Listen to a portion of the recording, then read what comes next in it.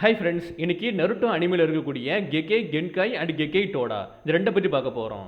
கெக்கே கென்காயை பொறுத்த வரைக்கும் blood line லிமிட்னு சொல்லுவாங்க.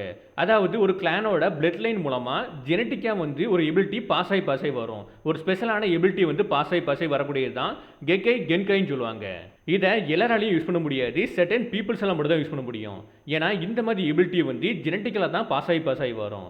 லைக் நீங்கள் சரியான்னு பார்த்துருப்பீங்களா, அதுவுமே கெக்கே கென்காய் தான். அப்புறம் பேகுகானா இருக்கட்டும், குறிப்பாக நம்ம ஹாக்கோட ஹைஸ் ரிலீஸ் இருக்குல்ல, அதுவுமே கெக்கே கென்காய் தான். இதை தாண்டி கிமிமாரோட போன் மேனிப்புலேஷன், அதுவுமே கெக்கே கென்காய் தான்.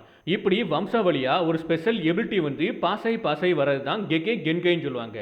இந்த இடத்துல ஒரு டவுட் வரலாம், அப்போ ரெண்டு சேக்ரா நேச்சரை கம்பைன் பண்ணி ஒரு புது எபிலிட்டி உருவாக்குறது கெக்கே கென்காய் கிடையாதான்ட்டு. அது கெக்கே கென்காய் கிடையாது, அதை கெக்கே டோடாயின்னு சொல்லுவாங்க. ரெண்டு சேக்ரா நேச்சரை கம்பைன் பண்ணுறத கெக்கே டோடாயின்னு சொல்லுவாங்க.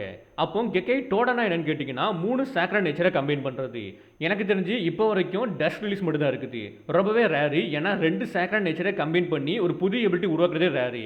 இது மூணு சேக்ரா நேச்சரை கம்பைன் பண்ணால் மட்டும் தான் இந்த மாதிரி எபிலிட்டி உருவாக்க முடியும். அதனால கெக்கே டோடா ரொம்பவே ரேர்னே சொல்லலாம், எக்ஸ்ட்ரீம்லி ரேர்னே சொல்லலாம் சினிபி வேர்ல்டில். இந்த கெக்கே கென்காய் அப்புறம் கெக்கே டோடாவை பற்றி என்ன நினைக்கிறீங்கன்ட்டு கீழே கமெண்ட்ஸை கமெண்ட் பண்ணுங்க. நான் ஏதாவது மிஸ் பண்ணி தப்பாக சொல்லியிருந்தாலுமே கீழே கமெண்ட்ஸை கமெண்ட் பண்ணுங்க.